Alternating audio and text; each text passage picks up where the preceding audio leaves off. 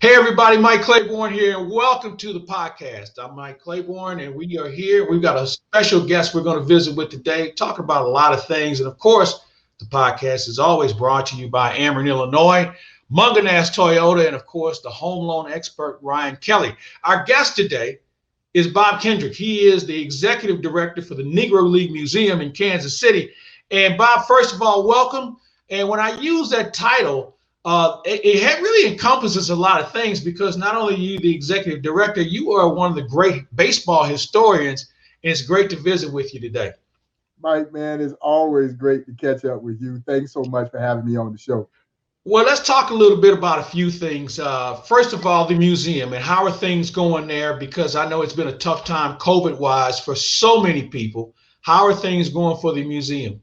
It's been the oddest year I can ever recall, Mike, to be honest, because the swings. I mean, we've gone from highs to lows to highs to lows. It has literally been a roller coaster this year.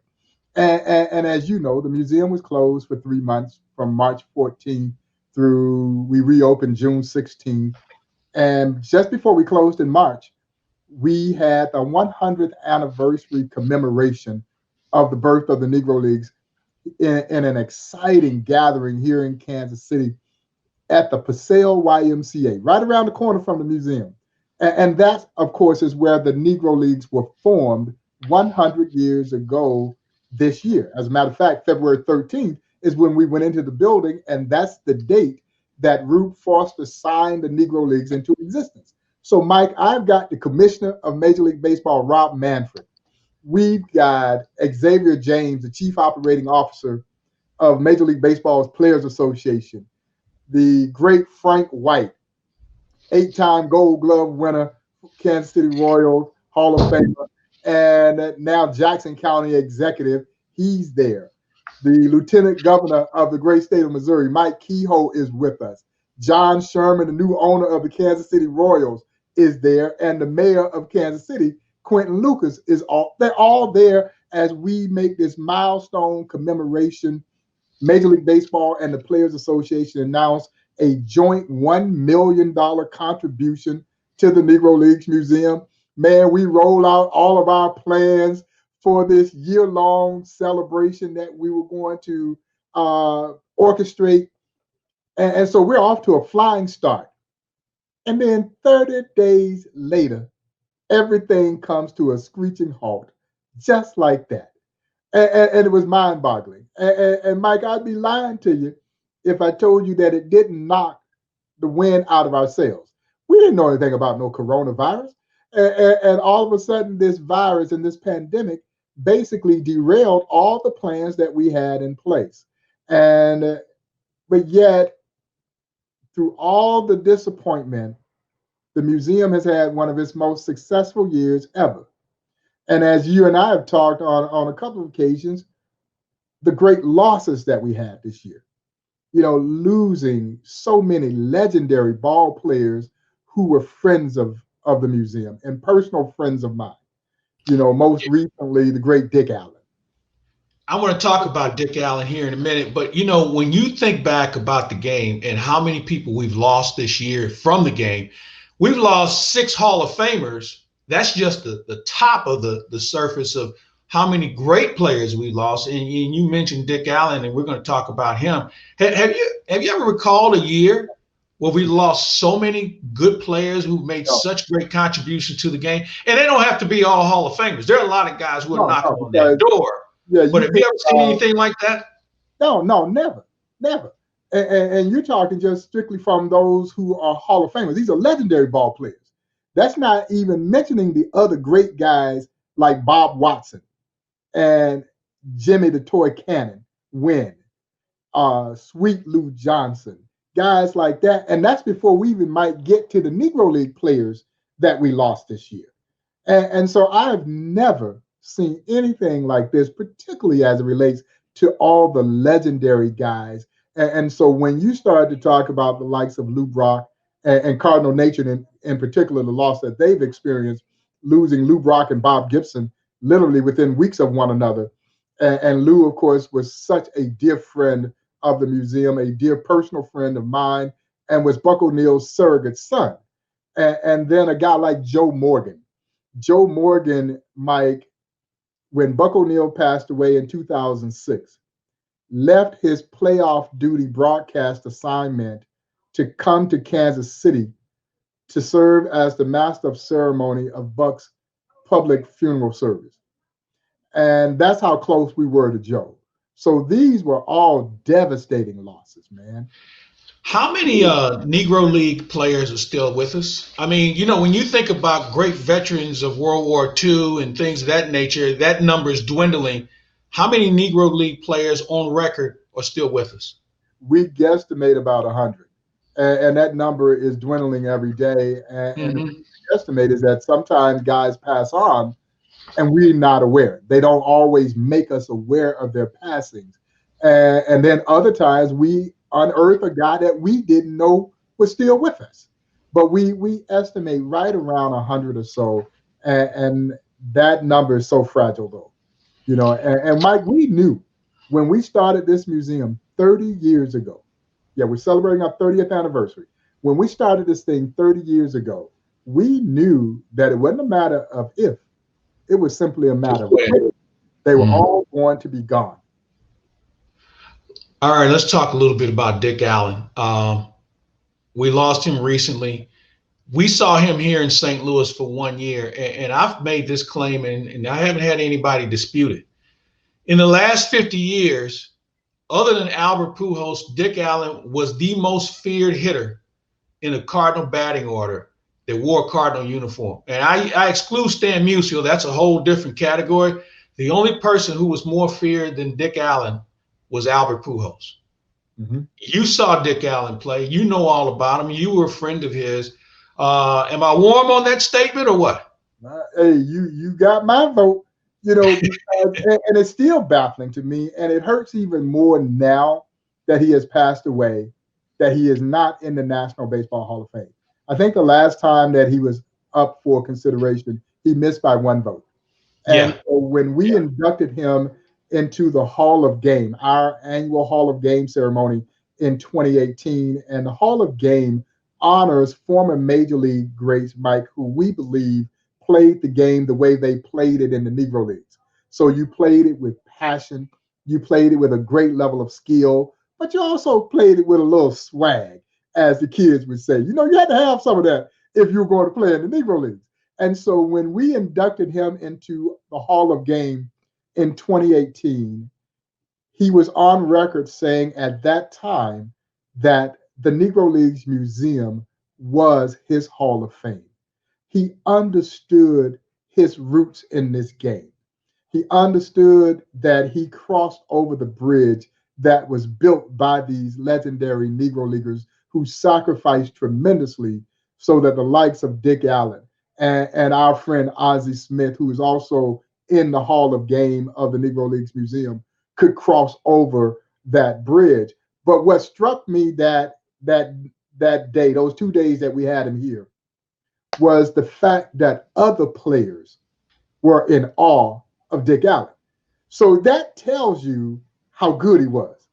Amos Otis, who's a dear friend of mine, legendary Kansas City Royal, in my estimation, still the all-time greatest all-around Kansas City Royal. George Brett, great hitter, Hall of Famer. Amos Otis could do everything. He was a 5-tool player. Absolutely. A.O. said that he was absolutely in awe of Dick Allen as a youngster. When the first time he meets Dick Allen and gets to first base, he was so excited. You know, they're on opposing teams, and he was so excited. And he told me a story. He says at this time he was with the New York Mets in 1969. And Dick Allen, they're in Connie Mack Stadium. And the pitcher for the Mets had knocked Dick down a couple of times. And he says Dick gets up, and the next pitch, he hit it over 500 feet over the Coca-Cola sign in Connie Mack Stadium. And you heard about all these, you know, I think 14, 15 home runs on record of over 500 feet. Yeah. So you think that he's this super large individual. He wasn't. No, you look at it, and when I first time I look at it, I'm like, all that power came out of this little body. But when they always talked about his guns, though, he had massive arms. He always kept them covered up, so the opposition never got to see this. And this is pre-weight room, personal trainer, any of that stuff. Mike Shannon tells a story that he's playing against the Philadelphia Phillies, Connie Mack Stadium, and I believe it was like 420 to dead center. It was a cavernous ballpark, and it was a warm day. It was hot. It was July, and the scouting report was, do not throw Dick Allen a breaking ball.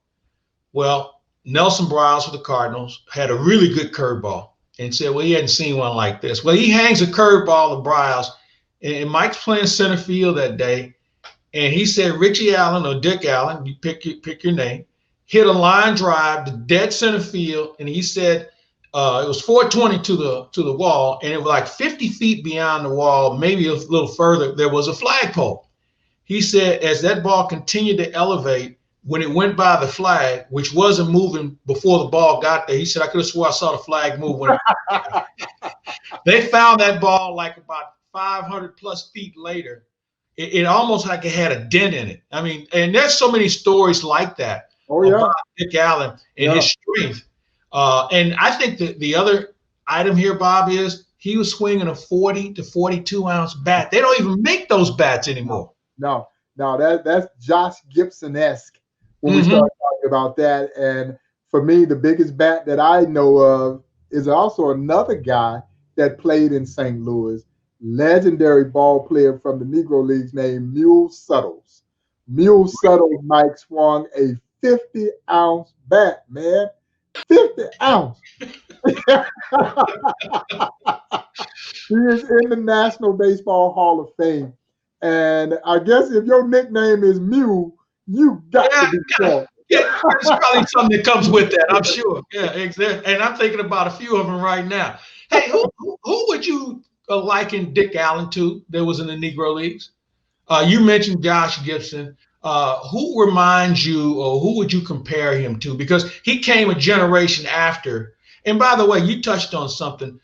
He paved the way for a lot of people because he went through a lot. He went through a lot. Coming up through the organization, his issues that took place in the minors, his relationship with not only the Philadelphia media, but the Philadelphia Police Department when he played there. Yeah. He was his own man, but who reminds you of him that played in the Negro Leagues? There are a couple of guys that come to mind. I think about the guys, the power of a Boojum Wilson, who also was a great hitter. Boojum Wilson, Buck Leonard, who was also, he had line drive power. Now Leonard was, of course, a left-handed hitter. But there's several guys that, that I thought he certainly, when we inducted him in the Hall of Fame, Hall of Game, we talked about those similarities that he had.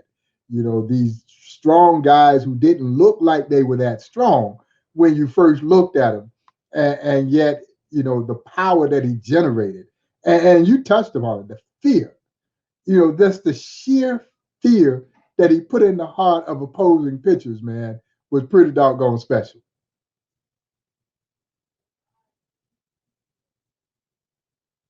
National Baseball Hall of Fame. One of the great injustices is Buck O'Neil not being in there. And every time it comes around, I always hope that there's enough people who realize his contribution. And we talk about Dick Allen just missing out. I get the feeling that Dick Allen's going to go in. But in your opinion, give me some other people who you think are right there on the cusp that maybe we've overlooked. And maybe we even go back to the Negro Leagues where they've been able to honor a number of them over the last few years. But who are some people that you look back and you say, you know what? If you saw him play, you'd have a different opinion compared to his numbers. Now, when I think about that, Dick Allen is the reverse. If you look at his numbers and all the sabermetrics, people who like the sabermetrics and all the analytics that come with it, Dick Allen checks a whole lot of boxes. And I'm wondering, are there some other guys out there like that? Well, for me, and I'm probably a little bit biased, but you just touched on one of the names, the great Buck O'Neil. And the other name for me is the great Minnie Minoso. Minnie Minoso. It is still unbelievable that Minnie Minoso is not in the National Baseball Hall of Fame. Minnie Minoso, Mike, was essentially the Latino Jackie Robinson. And what he shouldered and the burden that he shouldered as he kind of made his way from the Negro Leagues into Major League Baseball and the exceptional career that he had is absolutely dumbfounding that he's not in the National Baseball Hall of Fame. He should have been Rookie of the Year. I went back the other day. Somebody had posted something on Twitter, and Minnie's rookie year with the White Sox after he had been traded over from Cleveland to the White Sox. Guy from New York, second baseman from New York, won the Rookie of the Year.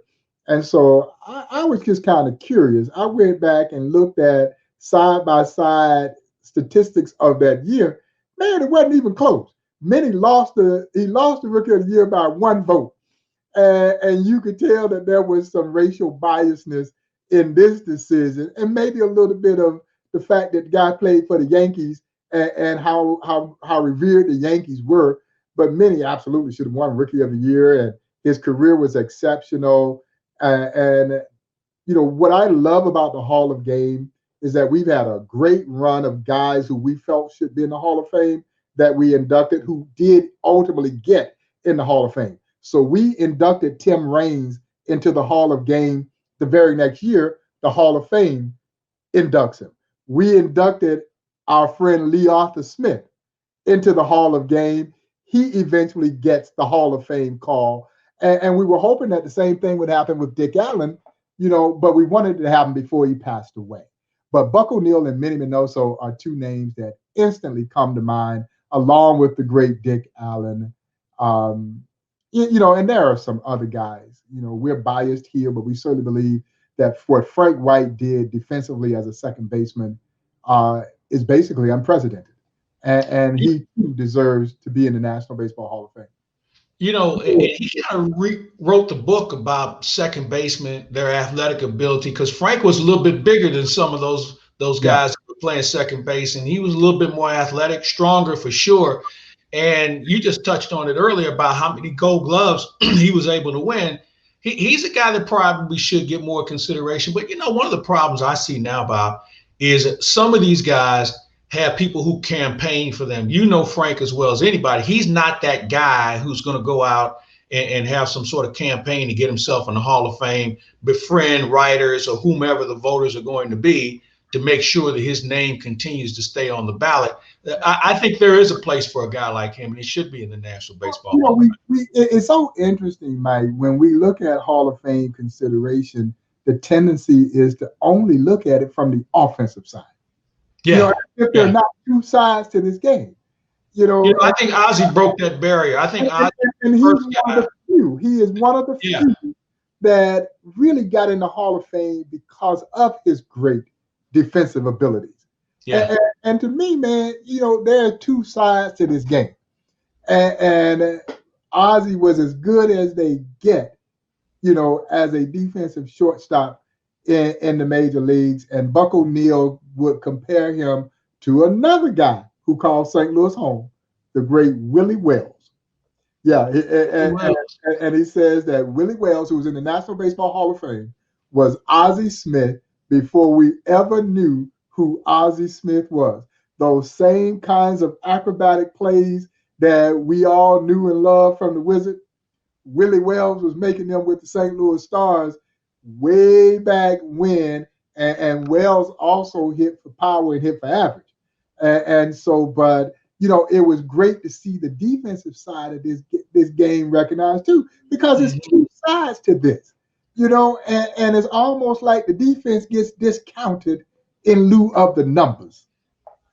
Tell you what, if you don't have some defense, then you probably aren't winning. And that's the thing. Hey, I want to ask you about, you mentioned Willie Wells. What about Artie Wilson? There's a guy that was, and I didn't see him play, but people who did see him play said that he was a guy that was in that Ozzie category also. And did he not give up his spot in the big leagues to make sure there was another young guy who we'll bring up here in a bit had a chance to get a real look by the San Francisco Giants?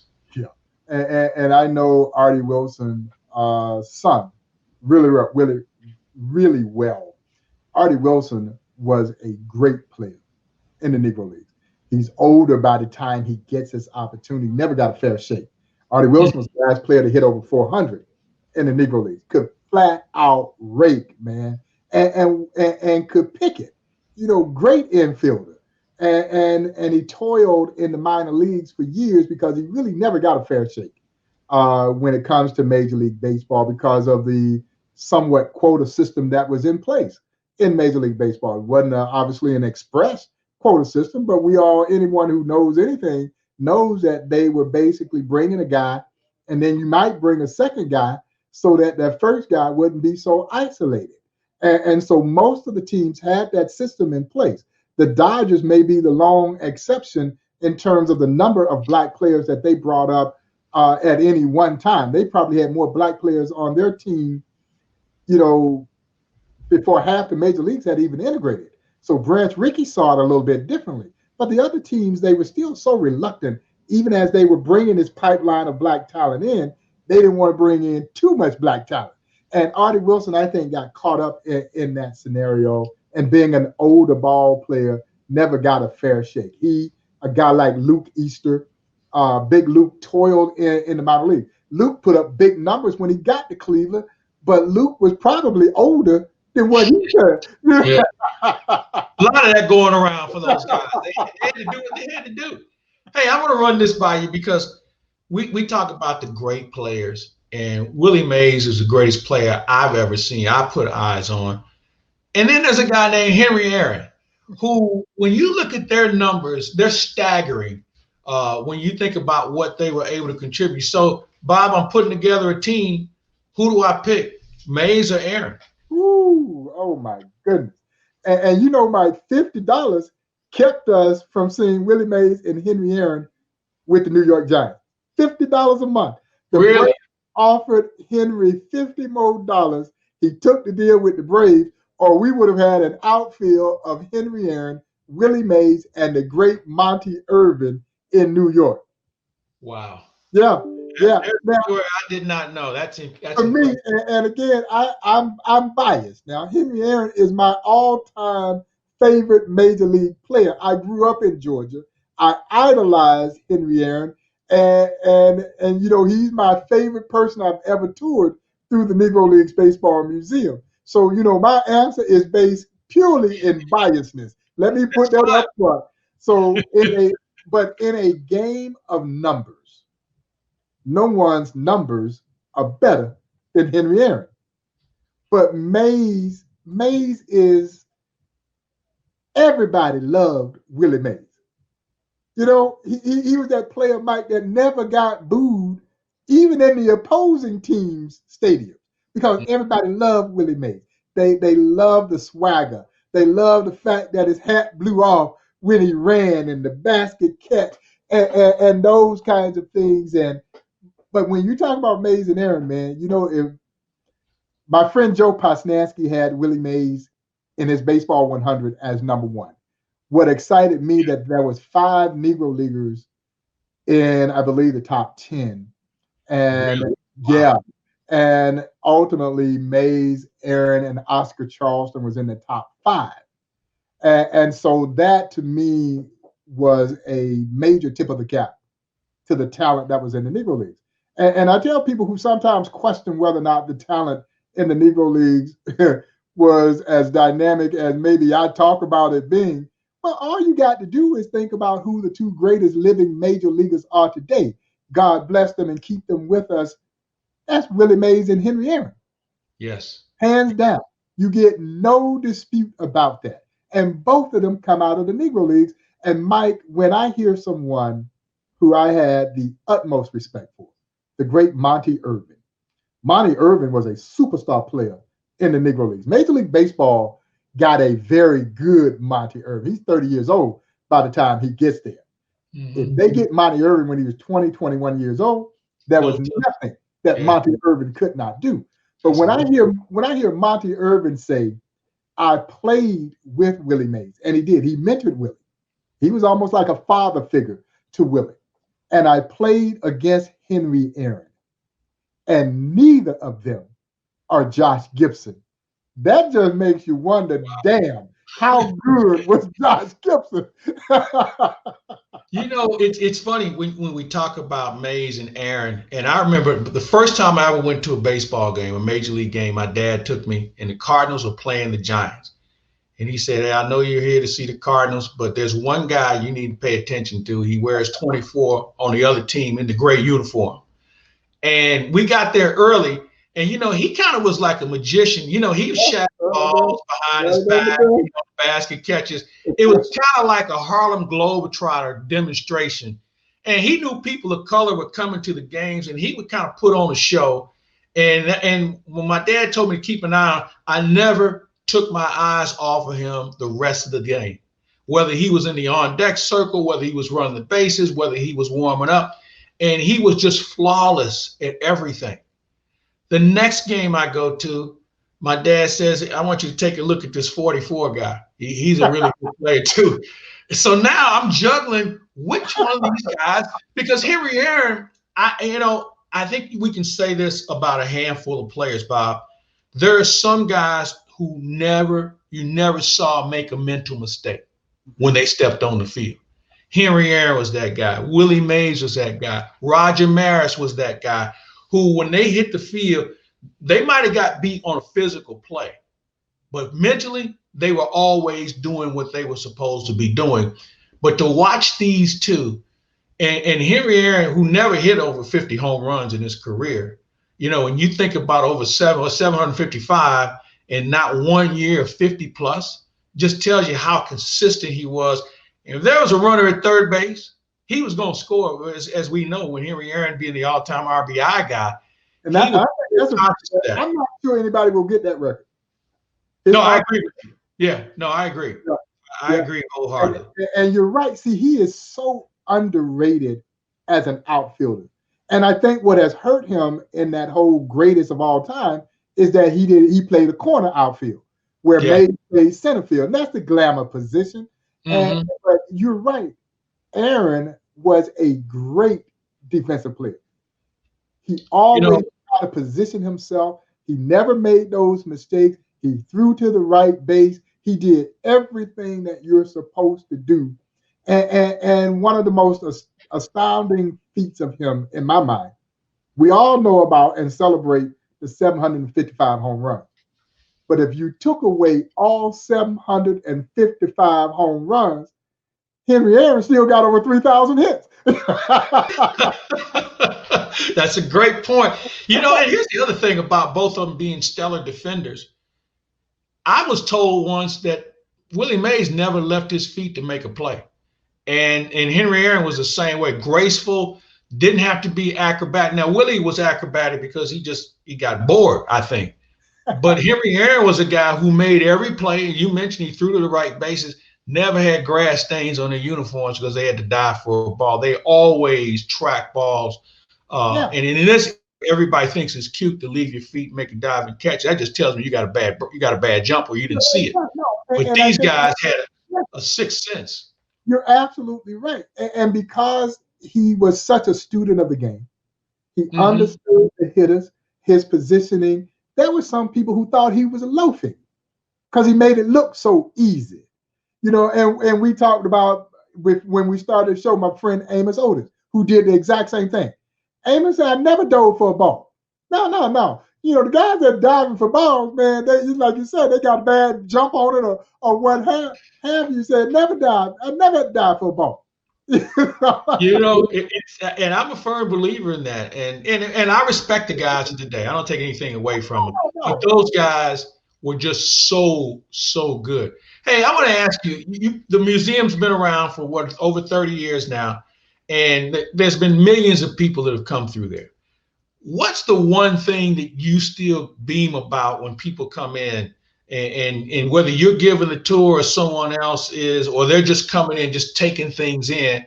What's the one thing about the museum that everybody, if they haven't been there, and shame on them, if you're a baseball fan, you haven't been to the museum, shame on you. But what's the one thing you feel is one of the cherished items of the museum? Because there are a lot of rare artifacts for sure, but what's the one thing you still glow about?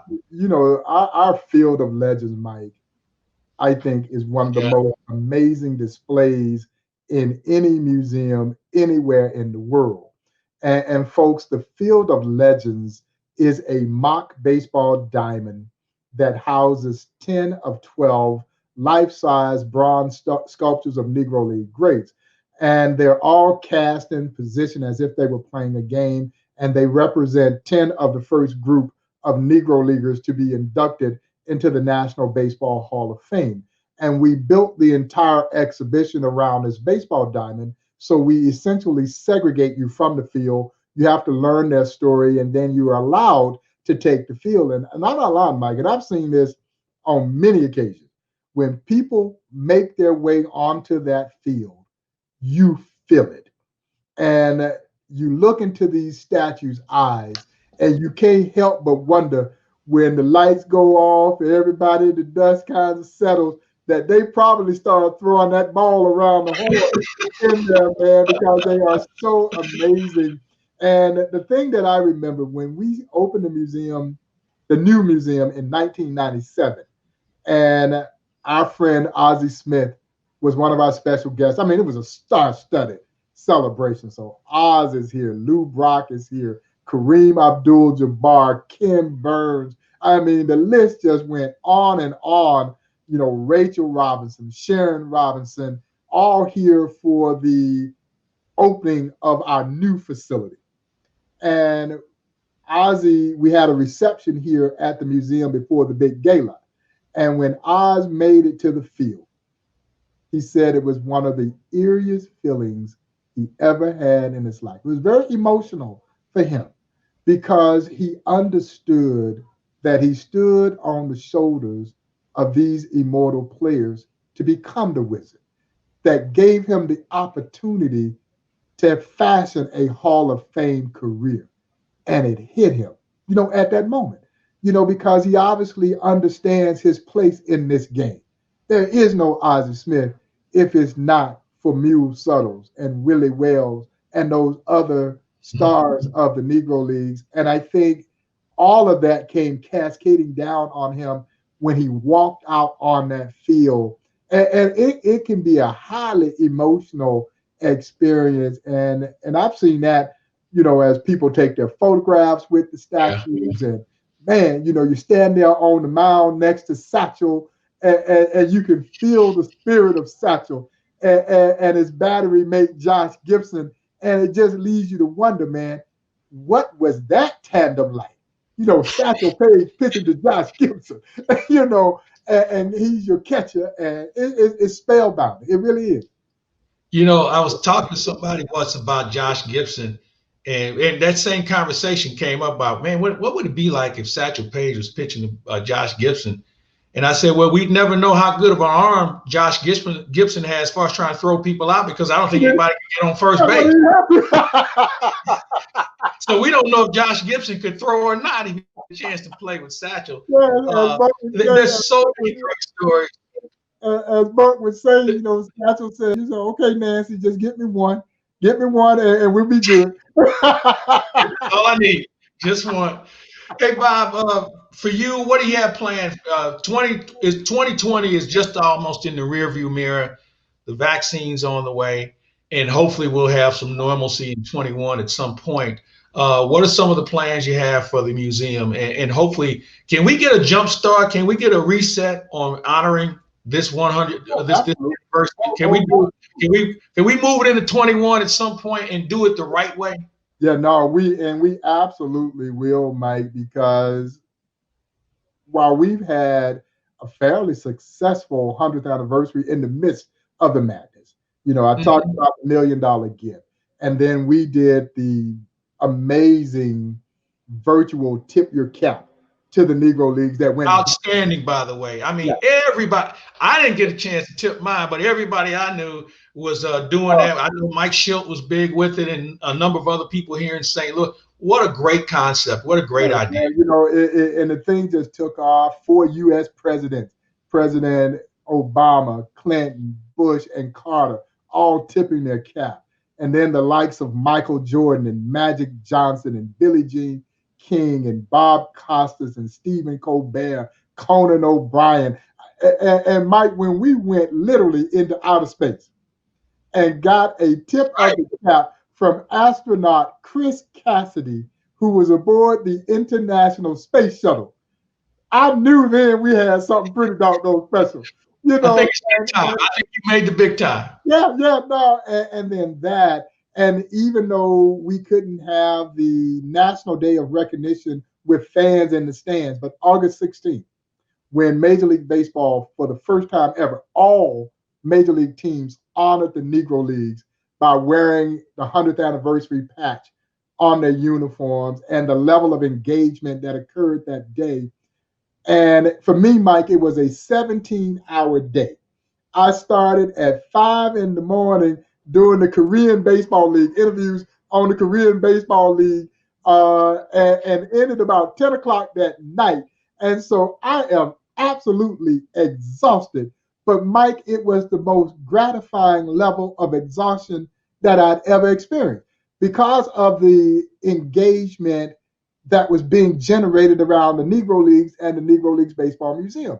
And I found myself throughout that day reflecting on my friend Buck O'Neill, who, when I met him for the first time in 1993, I remember one of the first things I ever asked him was, Buck, what motivated you to want to build a Negro Leagues Baseball Museum? And Mike, what he said to me was very succinct, but also very profound. So that we would be remembered. And on August 16th, man, they were being remembered in ways in which I don't think Buck O'Neill would have ever dreamed. And then most recently, the passage of legislation signed into law by the president that will now give us a U.S. Mint commemorative coin that will be minted in 2022. These coins are not easy to get. You know, maybe 2 a year, highly competitive, and you have to get 3/4 or better of Congress to sign off on it. Well, as you know, to get the Democrats and the Republicans to do anything. I agree. Yeah. And so we were successful in getting that. The coin will be minted in 2022. It is a tremendous feather in the cap of the Negro Leagues Baseball Museum. But beyond the prestige, Mike, this coin has an opportunity to generate as much as $6 million in revenue for the museum if we can sell them through. And so it has been a tremendously successful year, even in the midst of the madness and all the devastating losses that we experienced. But we're going to keep the celebration rolling into 2021. We've already come up with the theme for next year, Negro Leagues 101. And I joke all the time, for those of us who took any college level 100 level courses, those were the only ones I passed. Exactly. Hey, you know, I'm glad to know that I wasn't by myself. No need to take this over again. No. When we got to those 300 and 400 level, Exactly. Like, no, I'm gonna try and find something else to do. There's got to be a PE class around here somewhere. Hey, Bob, man, this has been a blast to catch up with you. We covered a lot of ground talking about the greats and what the future holds. And I can't thank you enough for your time, but more importantly, you and your staff and what you guys do with this museum. And I tell you, one of the things that I get a big kick out of, because while we think Negro League Baseball Museum, white baseball players and white fans get a kick out of this because it's such a learning experience for them. And you've had a lot of players that have come over there who currently play or used to play who walk out of there unbeknownst of all the things that they were able to inhale by being there. And I tip my cap to you and your staff for making this available, not just for people of color, but for people who love this game or who just want to learn about this country and all the great things that has been provided courtesy of the Negro Leagues. Yeah, no, you're absolutely right. And I appreciate all the guys that you continually bring over to experience the Negro Leagues Museum. And for me, it never gets old. Every time, Mike, I get a chance to take one of the young athletes through the museum, and it doesn't matter what color they are. But, you know, we talk about this, the bond that they share with the Negro Leagues, love of the game, simply love of the game. And and as I share with them, you will never see a greater example of love of the game than you do when you walk through the Negro Leagues Baseball Museum, because they had to love it in order to endure the things that they had to endure just to play this game. And the athlete understands how difficult this game is to play under the best of circumstances, no less against the backdrop of American segregation, where you could go into a town, fill up the ballpark, and yet not be able to get a meal from the same fans who had just cheered you, or not have a place to stay, so they slept on the bus and would eat their peanut butter and crackers. Man, that resonates with everybody. Yeah, it really does. And yet they would never allow that adversity to kill their love of the game. And that's why it's so triumphant in nature. As you know, there's nothing sad about this story. Now, the circumstances were sad, but what they did to overcome the adversity, that is as American as it gets. And you feel that by the time you walk away from this experience at the Negro Leagues Baseball Museum. He's Bob Kendrick, Negro League Baseball Museum Executive Director. Folks, go over to Kansas City and check it out. It's well worth it. It's a very feasible way to get there. You go down I-70, a lot of ways to get there. Come on.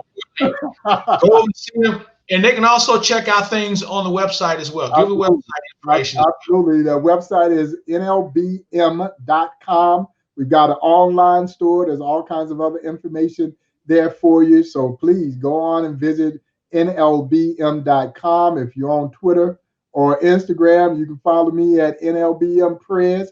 We're constantly updating things that are happening and sharing facts and stuff, interesting information in and around the Negro Leagues. He's Bob Kendrick. I'm Mike Claiborne. We thank you for watching the podcast here on claibsonline.com.